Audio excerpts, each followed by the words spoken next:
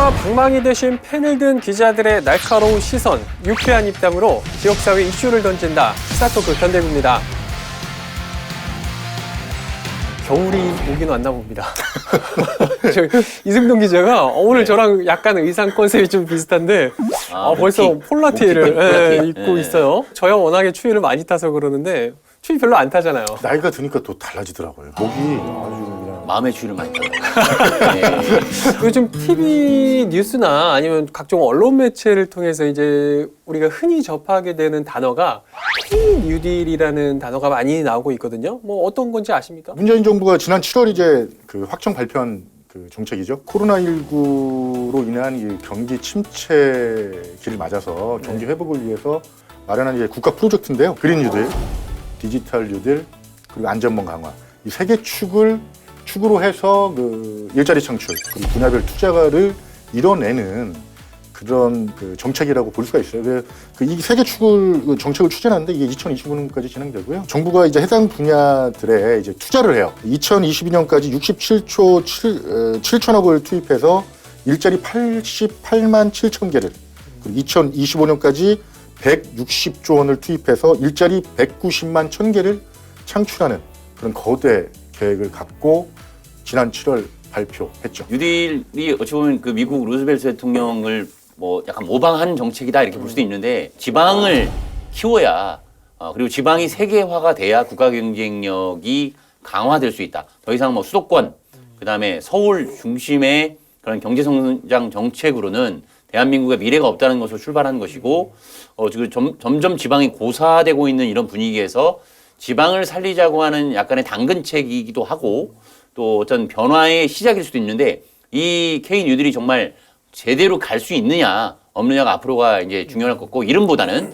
내실이 중요하지 않을까. 뉴딜이라고 하는 단어는 뭐 세계사를 배울 때나 뭐 이럴 때는 많이 접하긴 했는데 사실 좀 어려운 용어기도 해요. 어쨌든 핵심은 뭐 디지털 뉴딜 그리고 그린 뉴딜 이렇게 두 가지 중심축으로 가겠다라는 걸 알겠는데 굉장히 큰 타이틀 중에 하나가 지역균형 뉴딜을 이제 추진하겠다라는 거 아니겠습니까? 어떤 개념이라고 좀 봐야 되는 거죠? 그린 뉴딜, 디지털 뉴딜, 그다음에 지역 안전망 강화 요거 세 가지 축이거든요. 축이고 이제 궁극적으로는 모르겠습니다. 민주당이 한 번 더 집권을 한다는 전제가 깔린 건지 모르겠지만 더 나아가서는 이제 한반도 뉴딜, 새로운 남북 경제 협력 모델을 담아내겠다라고 하는 비전도 깔려 있는데 근데 이제 큰 틀의 대한민국의 비전임과 동시에 그 안에는 지역 균형 뉴딜이라고 해서 원초적인 부분이죠. 지역이 살아야 되고 지방이 살아야지 대한민국이 성장할 수 있는 탄탄한 토대가 될 수 있다라고 하는 부분으로 접근하는 것인데 그래서 전국 17개 시도별로 그 각 지역 특성에 맞는 발전 전략들이 제시가 됐고 뭐 세종시는 세종시 나름대로의 미래 비전이 담긴 좀 이따 살펴보겠지만 그런 전략들을 담아서 육성을 하겠다라고 하는 내용이라고 보시면 될 것 같습니다. 17개 시도가 동반 성장할 수 있는 뭐 그런 토대를 만들겠다. 어떻게 보면 이런 것처럼 이제 들리는데 뭐 세종시 같은 경우만 예를 들면 구체적으로 좀 어떤 사업들이 지금 추진이 되는 겁니까? 크게 얘기해서는 이제 4가지 분야, 12개 과제, 59개 사업으로 이제 분류된다라고 보면 되겠고 4개 분야는 아까 말씀드린 대로 그린 뉴딜, 디지털 뉴딜, 그다음에 지역 안전망, 그다음에 지방 균형 발전 요거까지 포함한 4가지 분야라고 보시면 되겠고 거기에 이제 세부 과제들과 사업들이 뒤따르게 되는 것인데요. 디지털 뉴딜로 말씀드리면 결국 디지털 뉴딜은 그 이름처럼 미래 신성장 동력을 창출하겠다는 내용이 담기는 건데요. 예를 들면 이런 게 있어요. 그러니까 결국 5-1 생활권 합강동에 지금 국가 시범도시로 조성되고 있는 스마트시티 그렇죠. 그것과 관련해서 최근 새롭게 등장한 개념이 그 AI 스마트 센터라고 있어요. 최고 25층의 전망 기능까지 포함해서 스마트 기능, 스마트와 관련된 국가 기능과 민간 기능, 다양한 그 새로운 그 연구 기능까지도 그 층별로 다 배치를 해서 그 상징적인 랜드마크 건물을 중심으로 세종시를 스마트시티로 키워보겠다라고 하는 그런 전략들이 핵심적으로 담겨 있고요. 그다음에 이제 그린 뉴딜 같은 경우에는 뭐 수소차, 전기차를 말하는 것인데 뭐 2025년까지 수소차를 500대 이상 보급하고 그다음에 정부 세종청사 인근에 그 메가 스테이션을 건립을 해서 뭐 쇼핑몰도 넣고 거기에 전기 자동차를 100대 동시에 충전할 수 있는 그런 시설들을 넣어서 정말 미래형의 도시로 가보겠다라고 하는 전략들, 그리고 지역사회 안전망 강화 관련해서는 그 국립중앙의료원이 무산됐다라는 소식을 지난번 방송인가요? 그 올해 방송에서 그렇죠. 말씀드렸었잖아요. 네. 근데 다시 나오고 있는 얘기가 국립중앙의료원은 서울에 있지만 분원을 세종시에 설치해보자. 보건복지부가 있고 질병관리청이 충북에 있는 그런 컨트롤 타워 역할로서 해보자라고 하는 것들로 검토가 또 되고 있고요. 그다음에 건강보험공단 소속 병원, 뭐 예컨대 일산병원이라든지 이런 병원들을 유치해보자. 뭐 이런 내용들도 담겨 있고 지역 균형 뉴딜에서는 뭐 좀 약간 피상적이긴 한데 도시재생이라든가 일자리 창출로 해서 그 지역 간 격차를 완화하자 뭐 이런 내용들이 전반적으로 담겨 있다 이렇게 보시면 될 것 같습니다. 지역균형 발전을 지역이 같이 다 잘 먹고 잘 살아야지 이제 나라가 갈 수 있다. 뭐 이런 아까 취지를 말씀하셨는데 일단은 세종시 건설 자체가 지금 이미 뉴딜이에요. 그렇죠. 네. 이 30년을 바라보는 그 지역균형 뉴딜. 그러니까 지역균형 발전의 새로운 틀.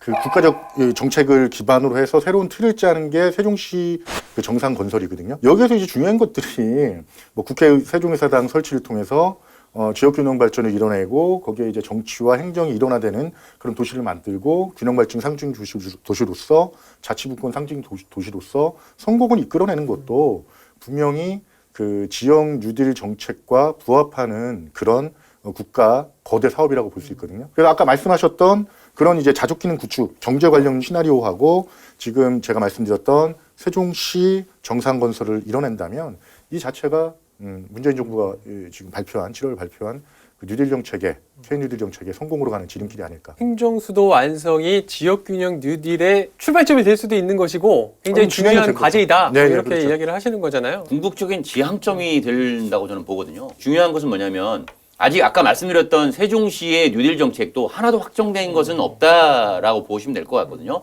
이제 시작하는 걸음마 단계고 중요한 거는 수도권과 서울에 천대 기업의 80% 가까이가 그렇죠. 밀집돼 있고 신용카드 사용액의 80% 이상이 또 집중되어 있고 대부분의 주요 그 대학들도 다 포진되어 있어서 계속 서울로 집중될 수 있는 구조, 청와대와 국회도 모든 정치도 그런 과정에서 이런 그 K 뉴딜 정책이 이 허울뿐인 정책이 될 수도 있다, 전락할 수 있다. 그래서 청와대와 국회 이전, 행정수도 이전이라는 좀 강력한 카드가 있어야지만 같이 시너지 효과를 낼 수 있지 않겠냐라는 이제 평가들이 나오는 것이고요. 자, 그런 부분들이 K 뉴딜이 단순히 2022년 대선을 겨냥한 어떤 그 소위 좀 속된 말로 떡밥 이런 형식이 돼서는 안 된다. 그래서 행정수도 이전을 놓쳐서는 안 된다라는 지역사회의 의견도 나오고 있습니다. 우려되는 부분이 이제 박근혜 정부 때 추진했던 창조경제 혁신 있잖아요. 그렇죠. 그 정권이 바뀌게 되면 뭐 지금 이제 창조경제가 뭐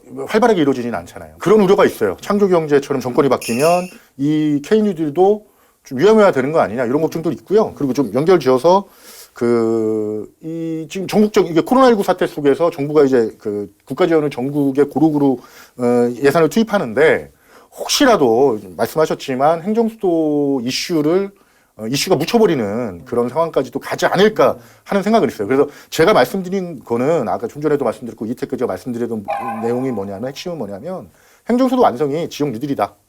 그렇게 좀 봐달라. 그래서 오늘은 어쨌든 정부에서 추진하고 있는 이런 지역균형 뉴딜의 핵심이라고 할 수 있는 우리가 생각하는 핵심이라고 할 수 있는 행정수도 완성 현재 좀 어떻게 흘러가고 있는지에 대한 좀 전반적인 이야기 한번 계속 좀 나눠볼 예정에 있고요. 그리고 이어서 좀 긴급하게 진단을 해볼 것이 뭐 해마다 물론 반복되고 있는 이야기이기도 한데 올해도 어김없이 유치원 입학 대란이 좀 불거졌다라고 해요. 유치원 문제는 지금 뭐 가장 이슈가 되고 있는데 간단해요. 짧게 말씀드리면 집 앞에 유치원을 못 보낸다. 이게 동지역의 경우가 좀 심한데 세종시 같은 경우는 출범 이후에 스마트 교육을 앞세워가지고 인구 유입을 이끌었고 집 앞에서 모든 교육을 해결할 수 있다. 뭐 이런 컨셉을 갖고 이제 건설이 됐는데 현실에서는 유치원 학급수 부족으로 높은 경쟁률을 기록하면서 이제 신청을 했을 때 못 떨어지는 분들이 많아서 은연지역으로 유치원을 보낼 수밖에 없는 그런 문제가 혼란을 부르고 있어서 지금 가장 지역 이슈로 좀 떠오르고 있죠. 불만이 굉장히 높을 수밖에 없는 상황인 것 같은데 그래서 오늘은 앞서 이야기했던 행정수도 완성과 관련된 지역 균형 발전 이야기 그리고 최근에 불거지고 있는 유치원 입학 계란, 뭐 서두가 길었지만 지금부터 본격적으로 이야기 나눠보도록 하겠습니다. 수도권의 공공성을 가지고 있는 공공기관이 약 279개 정도. 여성가족부는 대통령 직접 보좌 및 외치기관이 아니잖아요. 법에. 그래서 법에 제외해달라, 해달라, 이전해달라. 아파트 경쟁률도 아니고 8대1까지 나온 유치원 입학에서 읍면 지역 같은 경우는 35%가 여유가 있었다라는 것을 봤을 때 얼마 전에 저희가 그 균형 발전의 현 주소를 짚어보면서 그때는 이제 인구 이동, 그러니까 세종시로 과연 수도권의 인구가 얼마나 이동을 했느냐 이 점에 대해서 저희가 균형 발전에 대한 현 주소를 좀 점검을 해봤었거든요. 근데 오늘 저희가 나누고자 하는 핵심은 과연 뭐 국회 세종의사당을 비롯해서 공공기관들이 과연 지방으로 얼마나 잘 분산이 됐고 또 현재 어떻게 얼마나 더 잘 추진되고 있는지를 이제 한번 짚어봐야 될 텐데 먼저 한번 공공기관 2차 이전에 대해서 좀 이야기를 나눠보고자 할까요? 대표적으로는 이제 정부 부처에서 아직 서울에 잔류해야 하고 있는 네. 여성가족부가 내려와야 된다는 부분을 해서 얘기가 되고 있고요. 이미 법안도 발의가 돼 있고 그다음에 이제 그 정부 각 부처에 소속된 위원회들이 있어요. 그래서 뭐 국민 그 인권위원회, 국가인권위원회라든가 또는 방송통신위원회라든가 또는 개인정보보호위원회라든가 원자력안전위원회 뭐 이런 위원회들이 좀 그 세종시의 여러 가지 정부 부처의 성격상 내려와야 된다라는 그런 얘기들이 있고 그다음에 이제 대통령 직속의 그 국가균형발전위원회라든가 자치분권위원회 뭐 기타 외에 또 여러 가지 위원회들이 있어요. 그래서 전체적으로 한 13개 위원회 정도가 또 함께 여성가족부와 중소벤처기업부와 함께 세종시로 이전해야 된다라는 당위성들이 좀 부각되고 있는 그런 상황이고요. 그거 외에도 이제 수도권에 그 산재된 공공기관이 또 전국 16개 시도로 내려가서 분산 배치되어야 된다라고 하는 그런 계획들이 계속해서 좀 나오고 있죠. 공공기관 이전 추가 계획 같은 경우는 이제 지난 8월 국토연구원의 혁신도시 평가보고서 이후에 지금 뭐 진전된 부분이 없어요. 많이들이 이제 기다리고 있는데 세종시 같은 경우는 왜 공공기관 이전을 추진해야 되느냐 추가로 지금 현재 이제 44개 기관이 내려와 있어요. 중앙 22개, 소속기관 22개에서. 근데 이제 그 명분을 세종시 같은 경우에 제시하는 이유가 수도권 인구가 우리나라 대한민국 전체 인구의 50% 이상을 추구하고 있고 그래서 이제 분산, 인구 분산 그리고 자치분권을 보다 강화하는 그런 명분. 대표적인 게 이제 여성가족부인데 여성가족부는 이제 그 행복도시법에 근거해서 이전제의 대상기관으로 돼 있어요. 그래서 근데 이제 여기서 명분을 제시하는 게 대통령 외치기관, 외교, 통일, 국방 이런 기관은 그래 둬도 된다 서울에. 그렇죠. 여성가족부는 세종에 분명히 그렇죠. 내려와야 되는 거 아니냐. 중앙 부처가 다 내려와 있는데 명분이 없지 않느냐. 그래서 행복도시법이 발의됐지만 아쉽게도 상임위에서 계속 심사로 분류되면서 이제 좀 약간 이제 좀 이렇게 휘청이고 있는 상황인데요. 의도는 좋아요. 근데 네, 이제 그렇죠. 네. 다만 제가 이제 문제 제기를 한번 하고 싶은 거는 지난해 우리가 아마 이맘때쯤이었던 것 같은데 2020년에 주요 기대되는 이슈들을 짚어보는 시간에서 사실 한 6월 정도에 공공기관 2차 이전 계획이 좀 발표될 것이다. 뭐 그런 전망도 내세웠던 바가 있거든요. 뭐 우리의 전망이 아니고 뭐 정부 여당이나 그쪽에서 이제 이렇게 흐름을 가겠다 하고자 하는 뭐 그런 발표였던 것 같은데 사실 벌써 반년이 넘었죠. 이렇게까지 좀 안 되고 있는 이유는 좀 어디에 있다고 보십니까? 전체적으로 수도권의 공공성을 가지고 있는 공공기관이 약 279개 정도로 추산이 되고 있어요. 네. 이제 279개를 각 지역의 특성에 맞게 내려보내겠다라고 하는 것이 이제 이전 재배치잖아요. 그렇죠. 그 부분에 당연히 수도권, 서울, 인천, 경기에서 반발이 왜 없겠습니까? 내보내고 싶지 않겠죠. 그러다 보니까 이게 점점 늦춰지는 경향이 좀 있고요.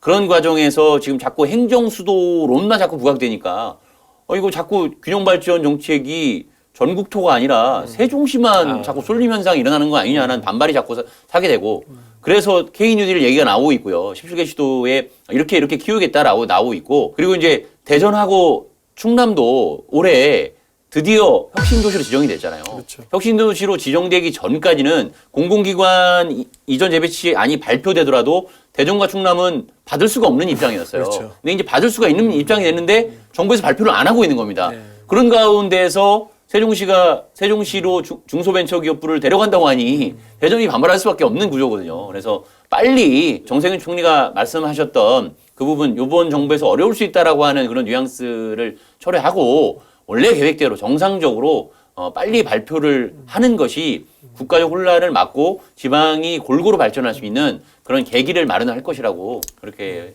봅니다. 이런 와중에서도 하나 이제 좀 반가운 소식이 있었던 것이 최근에 전국 시도의회 의장단 협의회가 뭐 사무실을 지금 현재 서울에 있잖아요. 뭐 국회 인근에 있는 걸로 아마 저는 알고 있는데 이 사무실을 세종시로 옮기기로 했다더라. 뭐 이런 발표가 최근에 있었어요. 좀 어떤 의미를 좀 담고 있다고 봐야 될까요? 앞서 간단히 살펴보면 지방자치회관 아시죠? 네. 아, 세종시에 있는 그렇죠. 어진동 인근에 있죠. 그렇죠. 이 지방자치회관도 서울과 유치 경쟁을 통해서 어렵게 얻어낸 결과물이에요. 지방분권의 상징, 그 자치분권의 상징 도시라는 거를 그 타 지자체가 인정하는, 정부도 인정하는 그런 쾌거물이거든요. 지방자치회관의 의미를 살펴보면 그 지방의 힘이 나라의 힘이다. 이런 거를 상징하면서 지방자치회관이 이제 우뚝 솟았죠. 그에 이어서 엄청난 쾌거라고 봐요. 그러니까 의회까지도, 의회 정치도 세종시가 지방분권의 상징, 균형발전의 상징이라는 거를 지방자치의 상징이라는 거를 인정해준 쾌거다. 그래서 상당히 의미 있는 결과물이라고 저는 분석하고 싶어요. 의미를 덧붙이면 이제 1991년에 이민단체로 출범했거든요. 거의 30년 만에 여의도 시대를 끝내고 세종 시대를 열었다. 좀 거창하게 표현을 좀 해봤는데요. 뭐 그렇게 보면 될 것 같고40명은 직원 수는 어느 정도 되냐. 대략 이제 그 각 시도의회 의장 17명은 기본으로 해서 뭐 자문위원 그다음에 직원들까지 포함했을 때 약 40에서 45명 정도 되고 근데 사무실 면적은 뭐 크지 않습니다. 이제 뭐 지방자치회관을 들어오려고 했는데 공간이 없어서 이제 아마 민간 건물로 갈 가능성이 높다고는 하는데 내년 11월까지 약 한 90평 정도의 규모의 사무실을 얻어서 이제 둥지를 틀 것으로 그렇게 기대하고 있습니다. 상징성이죠. 네. 그렇죠. 네. 그런데 또 다만 문제, 또 아쉬운 점은 얼마 전까지만 해도 이제 국회 세종의사당 설치 문제가 굉장히 좀 탄력을 받았다가 뭐 이번 정기국회에서 뭔가 가닥이 나오지 않겠느냐 뭐 이런 기대감을 한편에서 많이 가졌던 것도 사실이거든요. 근데 최근에 들어서 그런 원동력이 다소 이제 상실되고 있는 거 아니냐 뭐 이런 걱정, 우려 섞인 목소리도 나오고 있단 말이죠. 이 점에 대해서는 좀 어떻게 바라보고 계십니까? 민주당에서 계속적으로 뭐 이낙연 대표부터 해서 물론 단계적이지만 국회의 완전한 이전을 로드맵을 실행하겠다라는 얘기들을 그렇죠. 계속 공언을 하는 과정에서 후속 조치가 11월 중에는 나올 것이다. 그러니까 국회 사무처에서 국회 세종의사당 추진단을 결성을 해가지고 지난해까지에 나왔던 용역안을 토대로 어떤 것이 최적안이다라는 보고서를 작성을 했는데 아직 공개를 하지 않고 있거든요. 이제 그 내용에는 이제 상임위원회, 국회 상임위원회가 11개, 그 다음에 뭐 의원회관, 뭐 그리고 국회 사무처, 뭐 예산결산특별위원회 이런 그 전체 상임위원회 18개는 아니고 약간 축소된 안인 것, 현실적인 안을 택한 것 같은데 그렇게 해서 약 1조 원대의 규모로 해서 이전하는 것이 가장 합리적이다. 위헌 논란, 헌법재판소의 위헌 논란도 피해가면서 또 한 축으로 국회 세종의사당을 건립하기 위한 첫 스타트라고 하는 설계비가 약 147억 원 정도, 그러니까 일부 127억 원이 증액이 돼서 예산안이 올라가 있는데 오늘 방송 전에 듣기로는 그 자정까지는 통과될 가능성이 높다. 설계비는 통과될 가능성이 높다라는. 그렇죠. 지금 본회의가 아마 열리고 있을 거예요. 그렇죠. 네, 그래서 그 부분은 희망적인 결과를 좀 받아볼 수 있을 것 같고 네. 중요한 건 시기와 규모, 입지가 어디냐 이런 내용적인 부분이 과연 12월 말까지 되겠느냐 이 부분을 우리가 잘 지켜보고 그런 목소리를 좀 적극적으로 내야 될 때인 것 같습니다. 근데 가장 중요한 거는요. 여야 합의예요. 이거는 이제 더불어민주당 측이 아무리 추진한다고 해도 이게 그렇게 만족스러운 결과물은 안 나와요. 국민의힘의 동의가 있고 합의를 이뤄내야지만 진정한 국회 세종의사당 설치가 이루어질 수 있다. 왜냐하면 이제 국민의힘 같은 경우는 대승적으로 그 국회 세종사 설치에는 찬성하는 모습이에요. 그런데 하나 문제가 그 상임위가 뭐 본회의장만 빼고 다 내려오느냐, 아니면 단계적 민주당처럼 다 내려오느냐, 뭐 이런 문제인데 일부 상임위만 내려보내는 안에는 조금 이게 찬성을 하는 모습을 보였어요. 근데 일부 상임위만 내려온다는 거는 좀 국회 세종사 설치에 대해서 의미를 크게 부여할 수는 없다고 봐요. 근데 이제 합의를 못 이뤄내기 때문에 국회법 자체가 상임위에서 계속 심사 과정으로 밀려버린 거예요. 세종시 관련법, 국회법이요. 그래서 이런 문제를 어떻게 극복하느냐, 그리고 올해 극복을 하지 못한다면 상황이 좀 어려워질 수가 있어요. 지금 그 검찰개혁법, 공수처법 등 검찰개혁법 같은 것도 여야 정쟁의 원인이 되고 있고요. 그리고 내년 또 넘어가면 뭐 보궐선거가 있고요. 서울시장, 부산시장, 그리고 대선까지도. 저항은 피할 수 없을 것 같습니다. 왜냐하면 여의도 시대라는 것은 1975년부터 어찌 보면 서울의 상징적인 공공기관으로서 자리를 잡고 있었던 그렇죠. 건데 민의의 전당으로 자리 잡고 있었기 때문에 이것을 빼앗기기 싫어하는 세력들도 분명히 있고요. 그리고 조금 더 우려를 더하자면 박병석 국회의장이 21대 국회 내에는 착공할 수 있도록 하겠다라고 하는 그렇죠. 부분이 조금 걱정스러워요. 그러면은 결국 임기 말로 보면 2024년까지 끌고 갈 수 있다라는 얘기도 되거든요.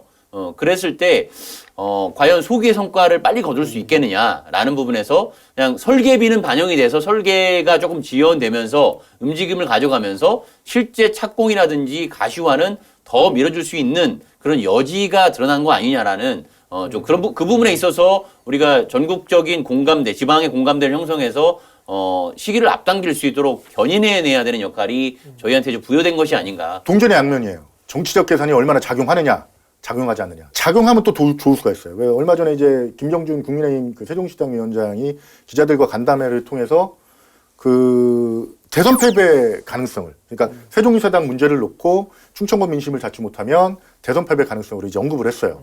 그러면 정치적 계산이 작용해서 내년에 이제 대선 공약으로 적용이 되고 해서 이 문제를 긍정적으로 분위기 반전시킬 수 있는 그런 여지도 있어서요. 그 정치적 계산도 어느 정도 좀 고려되지 않을까. 다만 시청자분들께서 좀 이해를 해주셔야 될 것이 아마 이 방송이 나갈 때쯤이면 민주당 주도의 그런 국회 이전 계획에 대해서 아마 방안을 내놨을 수도 있습니다. 그래서 그렇다는 점 좀 이해를 부탁드리고요. 세종의사당 설치와 함께 이어서 한번 짚어봐야 될 것 같은 게 뭐냐면 바로 최근에 이제 굉장히 이슈의 중심에 있죠. 중소벤처기업부 이전이라든지 또 아까 잠깐 언급이 됐지만 지금 서울에 있는 여성가족부를 추가로 세종시로 이전하는 것도 굉장히 세종시 입장에선 좀 중요한 상황이 아닌가 이런 생각이 들거든요. 현재는 좀 어떻게 준비가 되고 있는 상황이죠? 여성가족부 추가 이전은 세종시와 그 지역 정치권이 야심차게 추진하고 있는 현안이에요. 행복도시법에 근거해서 대통령 직접 보좌 및 외교,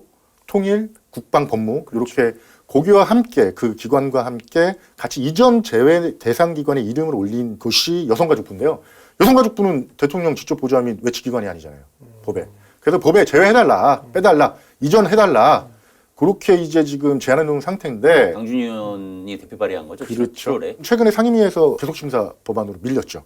그래서 어떻게 추진될지는 지금 여러 사안들이 많아서 여성가족부 미이전 부처까지 신경 쓸 수 있을까 하는 의구심도 들긴 하는데요. 일단은 입법이 이루어질 수 있는 그 가능성이 제기되고 있으면서 또 의원실도 그렇고 세종시도 추진하고 있는 모습입니다. 이 법안 자체가 이제 행정중심 복합도시 건설에 관한 특별법에 이제 담겨서 개정안이 제출된 건데 강주현 의원이 여성가족부 이전을 포함시켜서 이제 제출했고, 근데 이제 11월 들어서 그 국민의힘의 남북권의 국회의원들이 또 대표 발의한 게 있어요. 원자력 안전위원회는 세종시로 제외기관을 해달라. 세종시로 가면 안 된다라는 얘기죠. 그게 하나가 또 11월 초에 발의가 됐고, 그 다음에 이제 조승래 의원, 대전 지역 지역구를 두고 있는 조승래 의원, 그다음에 대전 지역 대부분 그 국회의원, 그 다음에 전남, 논산 이렇게 포함을 해서 의원들이 또 발의한 것이 중소벤처기업부는 세종으로 못 간다라는 내용을 담은 법안.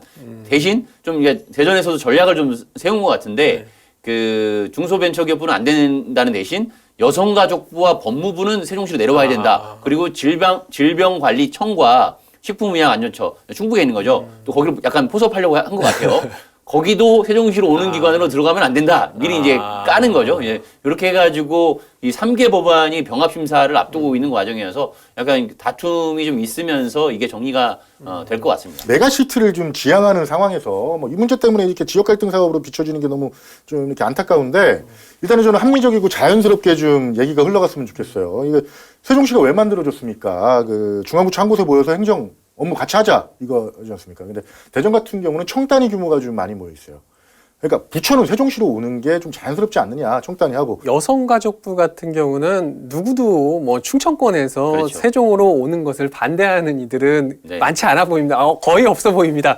다만 이제 중소벤처기업부가 자칫 충청권, 특히 이제 대전과 세종 간의 이런 갈등 요소로 자리 잡은 점에 대한 아쉬움을 이제 네. 토로하시는 것 같은데, 이런 점에 있어서는 무슨 정치권이나 빨리 정부에서 서둘러 매듭을 좀 지어야 할 필요성도 있지 않겠습니까? 대전 지역 그 민관정의 강력한 반발. 지금 이제 정부 세종 이청사 앞 정문 앞에서 무기한 천막 농성에 돌입을 한 상태인데요. 네. 그럼에도 불구하고 무기한 천막 농성에 돌입한 그날 저녁에 그 중소벤처기업부를 세종시로 이전하기 위한 공청회를 하겠다라는 공표가 있었어요. 그렇죠. 이거는 정부에서 확고하게 가겠다라는 의미거든요. 사실 이제 과거에도 그 행정안전부와 과학기술정보통신부가 과천에서 내려올 때도 그 과천시장이 삭발투쟁도 하고 한번 공청회가 무산되기도 했던 과정을 거치면서도 내려왔거든요. 방침이 정해진 이상 이거는 돌이킬 수 없는 거고요. 앞서 이야기했지만 내년 선거철 또 그 이후에 대선,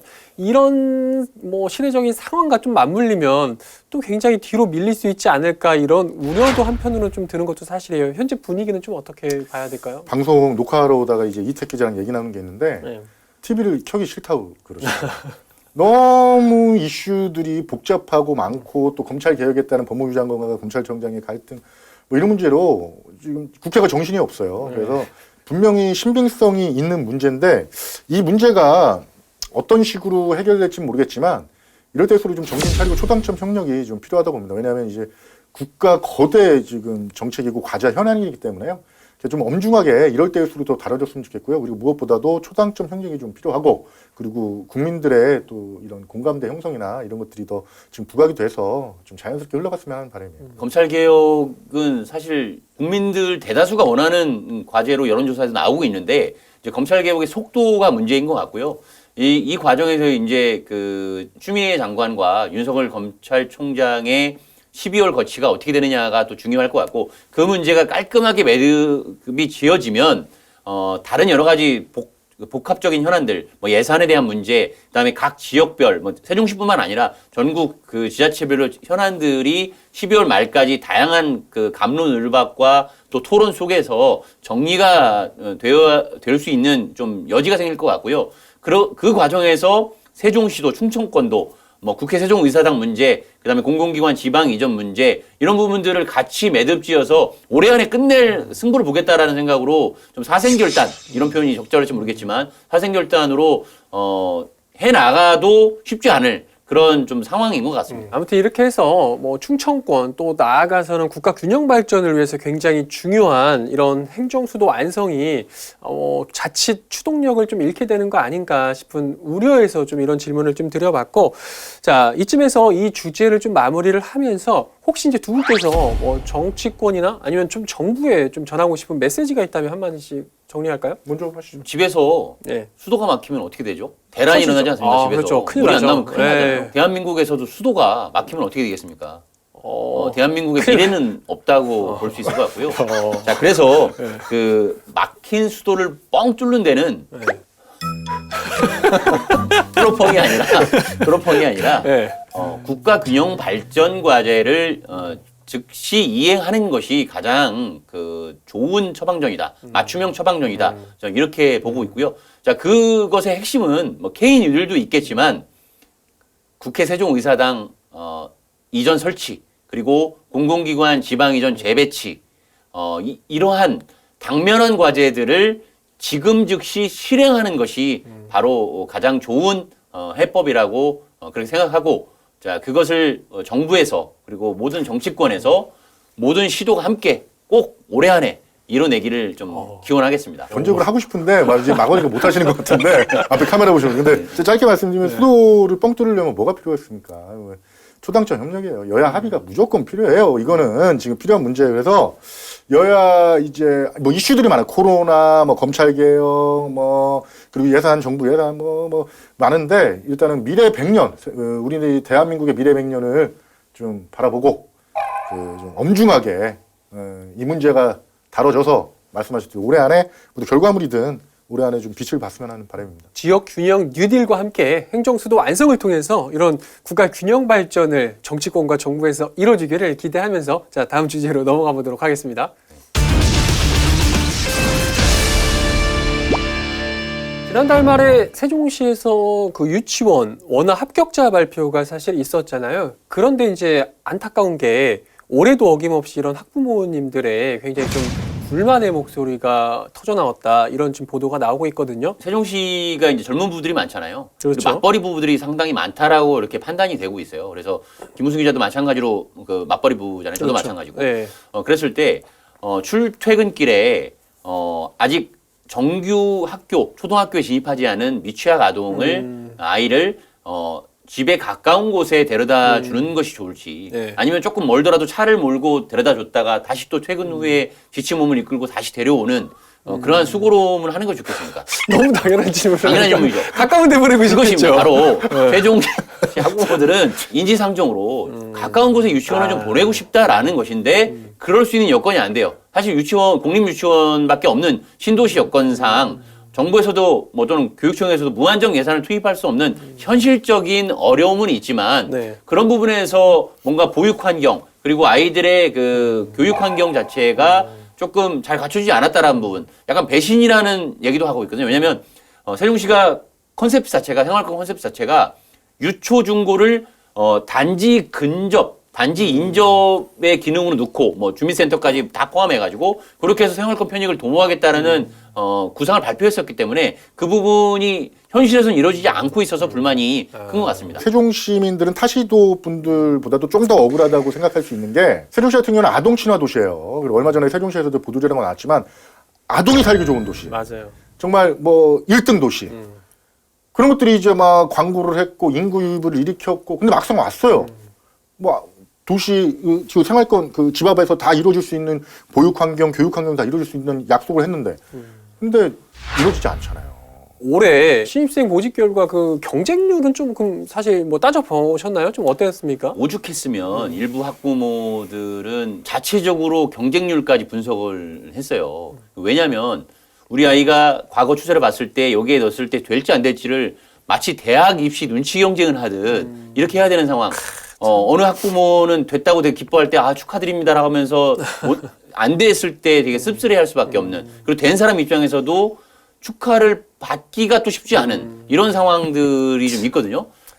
근데 결과적으로 봤을 때 교육부가 입학 그 시스템을 관리하거든요. 이름이 처음 학교로 하나라는 시스템인데, 근데 교육부가 공개를 하지 않는 것으로 비공개 방침을 정하다 올해 보니까 경쟁률을? 그렇죠. 네, 그러다 보니까 통상 하지 않는 것으로 그래요? 알고 있어요. 네. 그러다 보니까 교육청도 시교육청에서도 저희들의 어떤 취재 요구라든가 이런 부분에 있어서 지금은 공개하기가 좀 어렵다라는 입장을 밝혀왔고, 그래서 결과적으로는 이게 완벽한 경쟁률이라고 볼 수는 없는데 1순위부터 3순위까지 지망한 모든 학부모들의 경쟁률을 이제 더해 봤을 때 이제 경쟁률이 좀 나왔는데, 세종시 1호 숲유치원을 개원한 방곡동 경쟁률이 8.2대 1로 가장 높았고, 그다음에 해밀동도 이제 최근에 입주가 시작됐잖아요. 7.2대 1.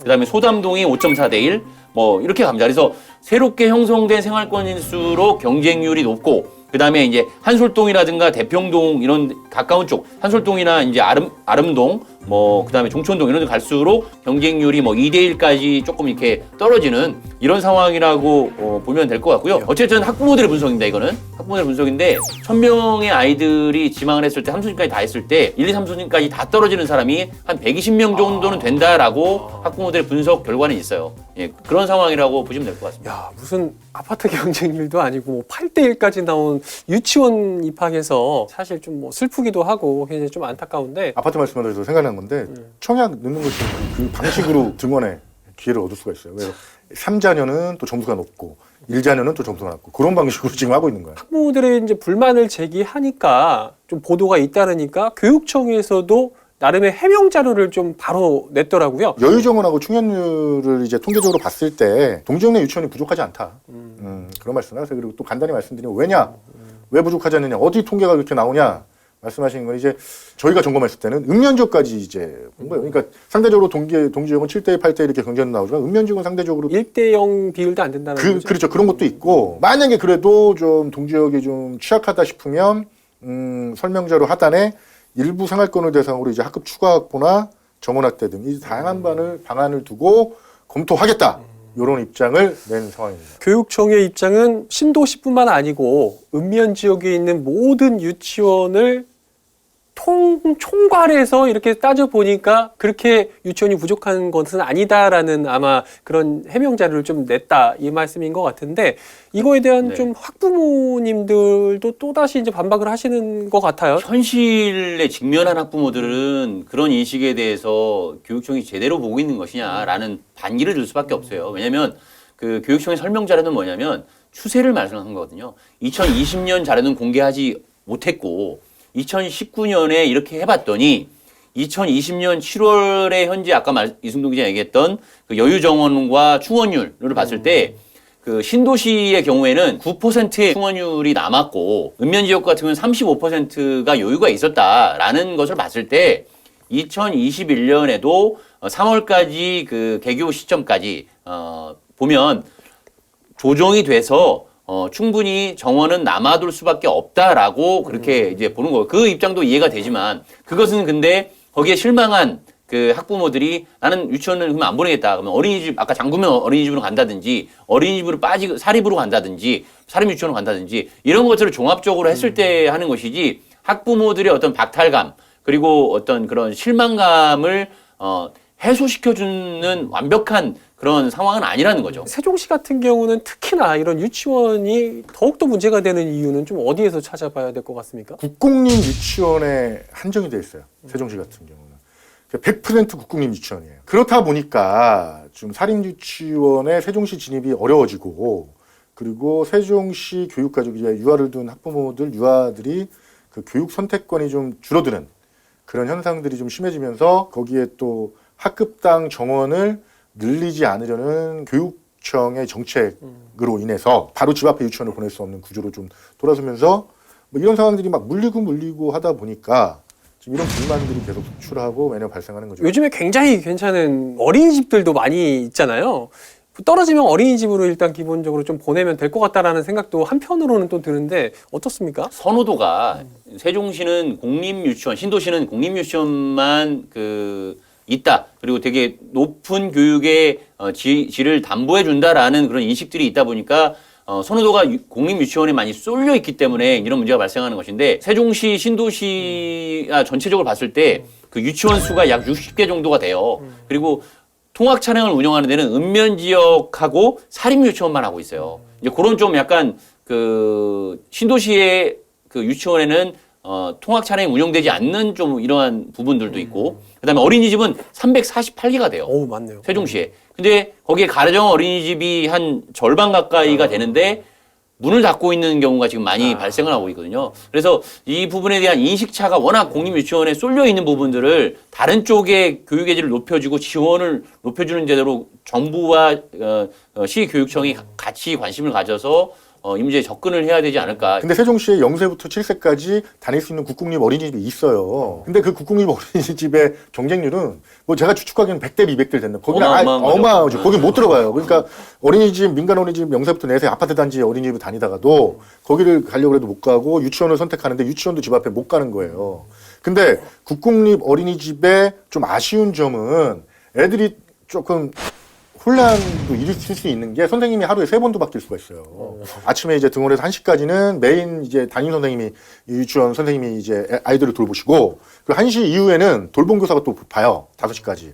그 5시 이후에는 또 다른 돌봄교사들이 본단 말이에요. 애들의 이제 정신적인 혼란도 있단 말이에요. 근데 이제 그게 뭐 문제라고 얘기하는 게 아니라 제가 이제 말씀드린 이제 사립유치원 얘기를 제가 꺼낸 거는 어떤 그 교육의 선택권도 넓히면서 교육의 질도 올리면서 이 충원율도 좀 이렇게 좀 좋아지게 할 수 있지 않느냐 요 의미에서 이제 사립유치원을 말씀드린 드린 거예요. 워낙에 지역적인 이제 특성상 국공립 어린이집을 학부모들께서 이제 선호를 하다 보니까 한편으로 좀 대안이 될 수 있는 것을 한번 생각을 해보자면 뭐 일부 원화수를 뭔가 일부 유치원마다 원화수를 좀 늘린다든가 받을 수 있는 반마다 또 확대를 한다든가 아니면 정원을 늘린다든가 여러 가지 그런 방안도 모색해 볼 수 있을 것 같은데 그런 해결 방안을 뭐 교육청에서는 마련을 할 수가 없다는 건가요? 계속해서 해마다 이런 문제가 되풀이되다 보니까 교육청에서도 이 문제에 관심을 갖지 않을 수가 없고 유아교육법이라든가 유아교육법 시행령에서 작년 그 8월 기준으로 해가지고 신설 초등학교 정원의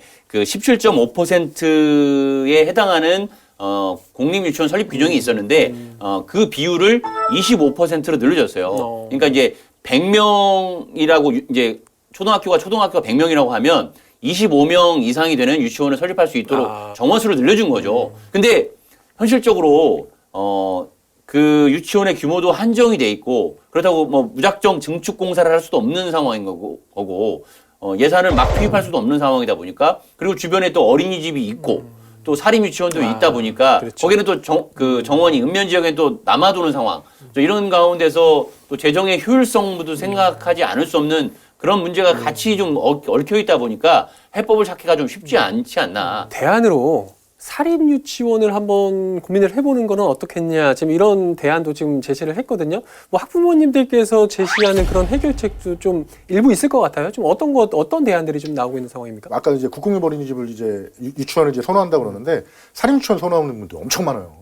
사립 유치원을 선호하는. 그러니까 좀 더 양질의. 왜냐하면 국공립 유치원은 누리교육 과정을 통해서 한글을 가르치지 않는 것으로 알고 있어요. 그러니까 졸업하면 사립 유치원을 졸업하면 이제 한글까지도 터득할 수 있는, 깨울 수 있는 그런 그리고 특화 뭐 여러 가지들. 영어 교육도 하죠. 요즘에. 그렇죠. 영어 교육도 하고 특화 교육도 하고. 그래서 일단은 사립 유치원 승인을 허가하면서 아이들이 들어갈 수 있는 집 앞에 유치원을 갈 수 있는. 그러니까 뭐 한두 군데라도 뭐 이제 약간 이제 이 문제를 완화할 수 있는 해결책으로 이제 사립 유치원을 제시한 거고요. 또 하나는 학급수 정원을 좀 그게 안 된다면 그 국공립 유치원의 학급수를 정원을 좀 늘리자.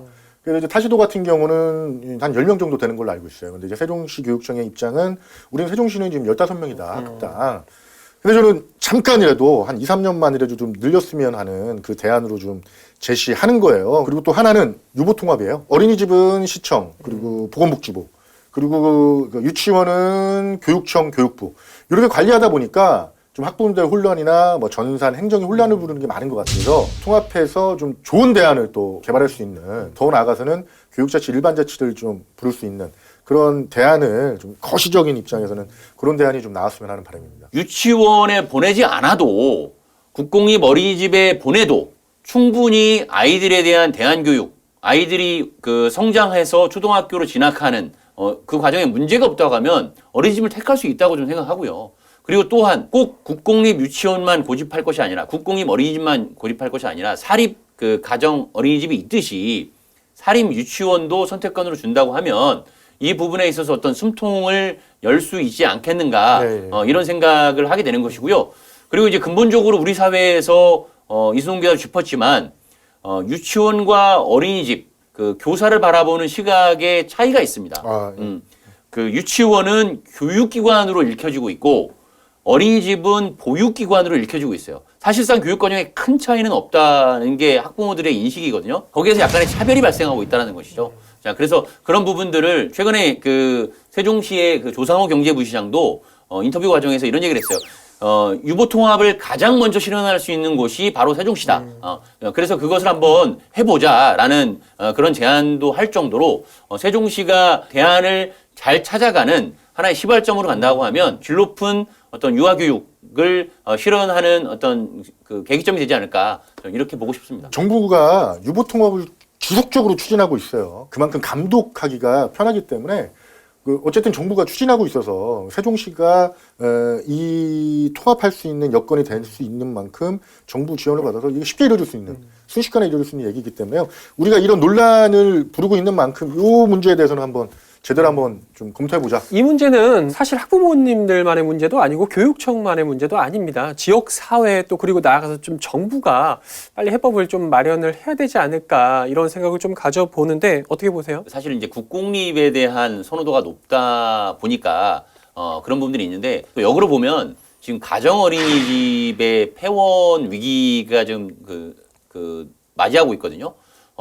정원의 60%를 못 채우는 가정 어린이집이 상당히 늘고 있는 상황이고, 여기서 근데 세종시는 국공립 어린이집을 지금 현재 그 어린이집의 그 비율 중에서 약 10%를 점유하고 있는데 2022년까지 50%까지 점유율을 높이겠다. 당연히 학부모들 입장에서는 또 반길질이긴 한데 역으로는 가정 어린이집이 통폐화되는 그런 과정들이 좀 있어서 이런 부분들이 유치원과 맞물려서 뭐 사립 유치원을 설치하든 유보 통합이 이루어지든 하나의 조금 종합적인 계획 아래에서 시 따로 교육청 따로, 교육부 따로, 보건복지부 따로가 아니라 종합적으로 같이 맞물려서 이런 계획들이 좀 일직선으로 잘 나가갔으면 좋겠다라는 좀 바람을 좀 가져봅니다. 우리 첫 주제가 이제 지방분권, 자치분권이었잖아요.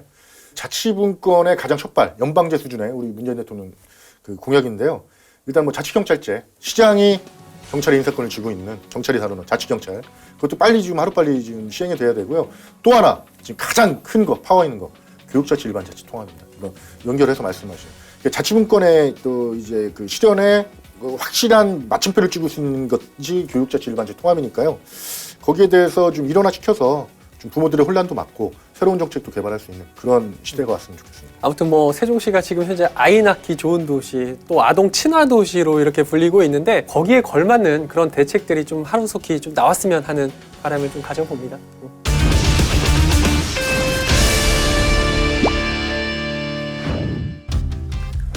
네, 지난 2일 국회를 통과한 내년도 정부 예산에 국회 세종의사당 건립 예산이 100억 원 넘게 추가로 반영되면서 사업 추진에 청신호가 켜졌다는 반가운 소식입니다.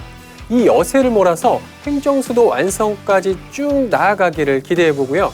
그 과정에서 시민들이 살기 좋은 도시를 만들기 위한 노력들도 빛을 발하게 되길 바라면서 이 시간 마치도록 하겠습니다. 시청해주신 여러분 고맙습니다.